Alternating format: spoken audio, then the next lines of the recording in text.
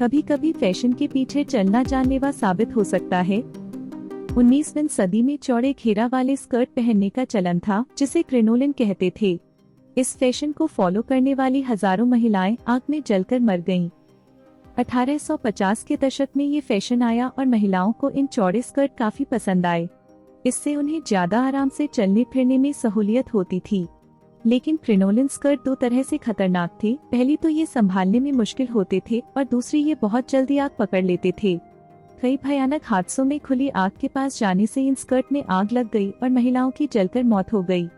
ये फैशन ज्यादा समय नहीं चला, लेकिन इस दौरान बहुत सारी मौतें हुईं।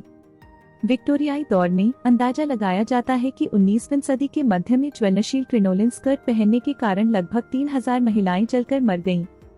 पहले महिलाएं कई परतों वाले, घुटन देने वाले घाघरा पहना करती थीं।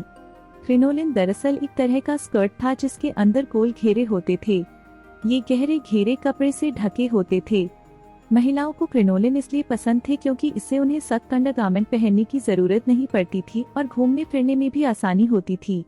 मगर ये लोकप्रिय फैशन उस समय के पुरुषों द्वारा खूब मजाक का पात्र भी बना। क्रिनोलिन स्कर्ट इतने चौड़े होते थे कि कभी कभी ये 18 फीट तक फैल जाते थे। उस वक्त के कार्टून चित्रों में भी अक्सर इन सफेद और बोझिल स्कर्ट का मजाक उड़ाया जाता था। लेकिन क्रिनोलिन की सबसे बड़ी खामी कोई हंसी मजाक की बात नहीं थी। विक्टोरियन एरा में ये भारी स्कर्ट अक्सर आग में लग जाते थे, जिससे हजारों महिलाओं की मौत हो गई। क्रिनोलिन स्कर्ट में वो सब कुछ था जो एक भयानक आग का कारण बन सकता था। ये ज्वलनशील कपड़े से बने होते थे। इनमें हवा भरने के लिए काफी जगह होती थी जो आग को और भड़का सकती थी, और ये इतने चौड़े होते थे कि महिलाएं अनजाने में ही मोमबत्ती या चूल्हे की आग से इनको छू लेती थी। BBC के अनुसार उस दौर में कई महिलाएं जलकर मर गयीं। भले ही क्रिनोलिन का फैशन जानलेवा था, लेकिन ये ज्यादा समय तक नहीं चला। गृहयुद्ध के बाद से इस फैशन की आलोचना बढ़ गई। कुछ लोगों को ये डर था कि कहीं महिलाओं के अंडरगारमेंट या नंगी त्वचा न दिख जाए।